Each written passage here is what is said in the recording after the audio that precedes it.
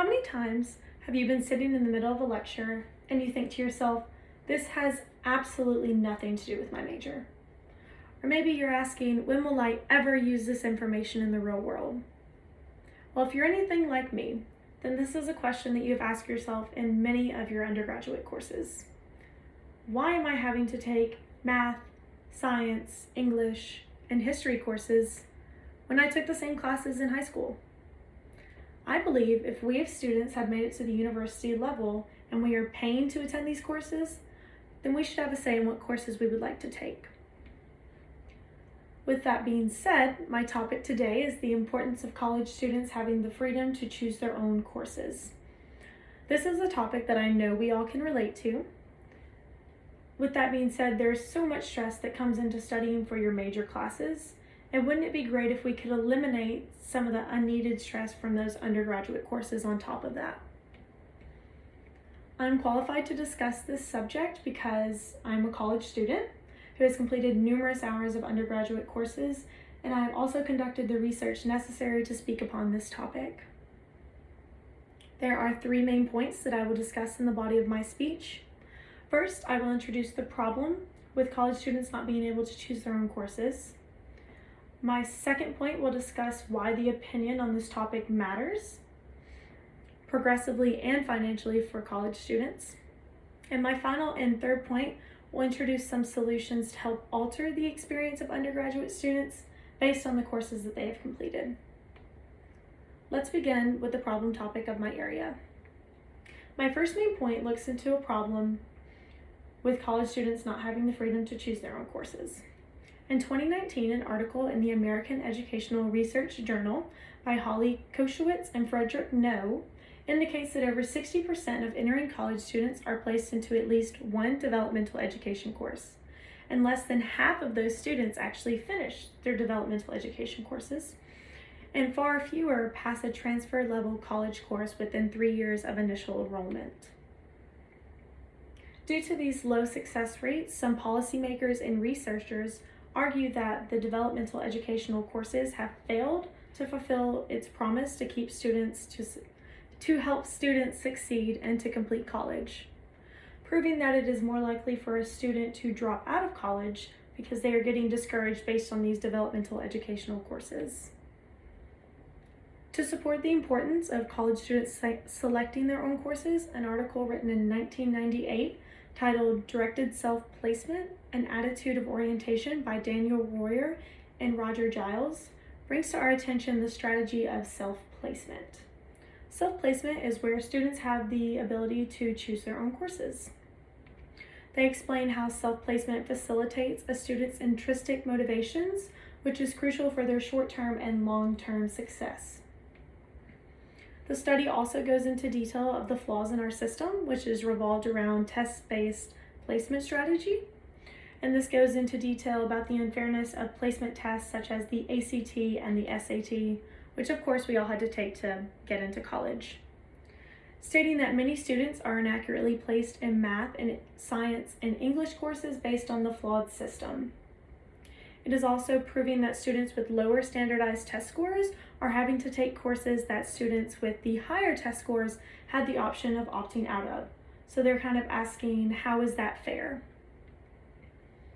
So now that you're familiar with the issues of not letting college students choose their own courses, I will move on to my next area of discussion.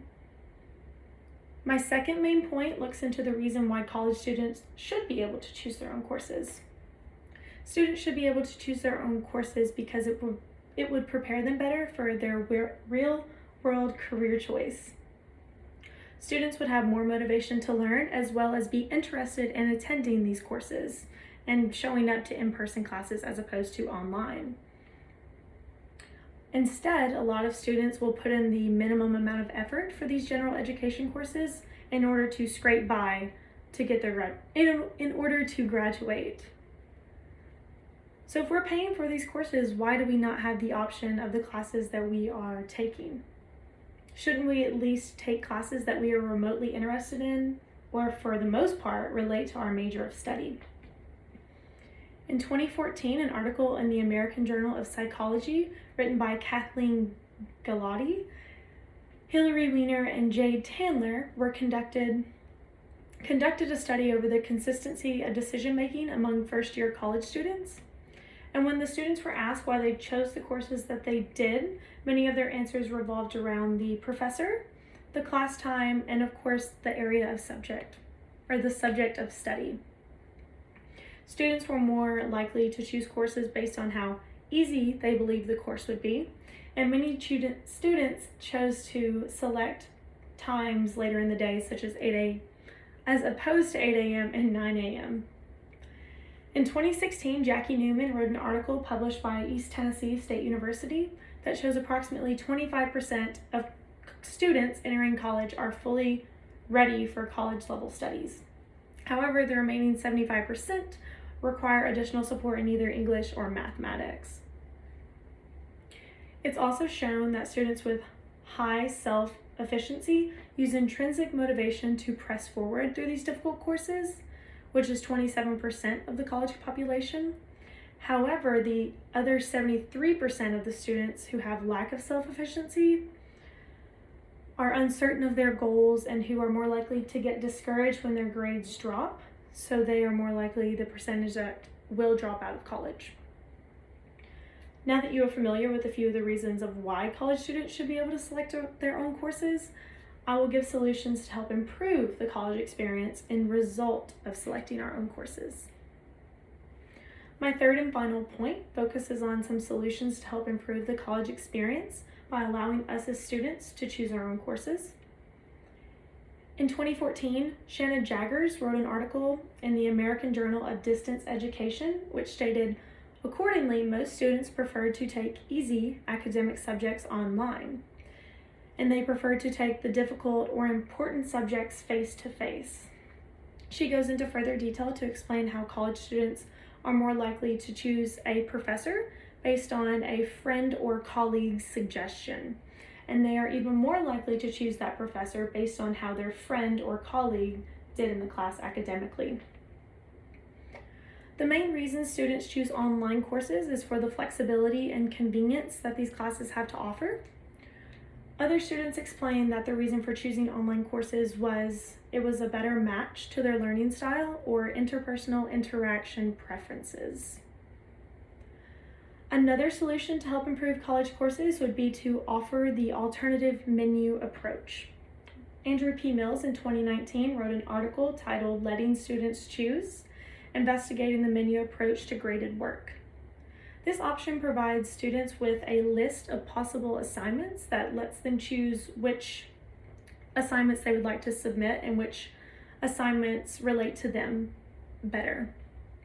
This approach is demonstrated to increase student engagement with course material. It motivates the students to engage in creative work, and it allows the students to choose assignments that allow them to best demonstrate their learning abilities. In conclusion, today I discussed the topic of students having the freedom to choose their own courses. There were 3 main points that I focused on within the body of my speech. First, I provided you with the problem of college students not being able to choose their own courses. My second point gave the reason why the opinion of college students matters progressively on this topic. And finally, my third point of discussion looked into some solutions to help alter the experience of undergraduate students based on the courses that they're having to complete. So you're sitting in an organic chemistry class because you're seeking to become a nursing major. However, every nurse that you've asked for help on this topic has told you that they haven't seen or used organic chemistry since they graduated. Same thing for courses such as trigonometry, statistics, or maybe even world literature. So why do we take these courses? Do we truly believe that these courses will shape us into well-rounded adults? Or ultimately, are we going to forget this information as soon as we take the test or walk out of the lecture hall? It is important for us as students to voice our opinions on the matters and to have a say in the courses that we are having to pay thousands of dollars for. Thank you.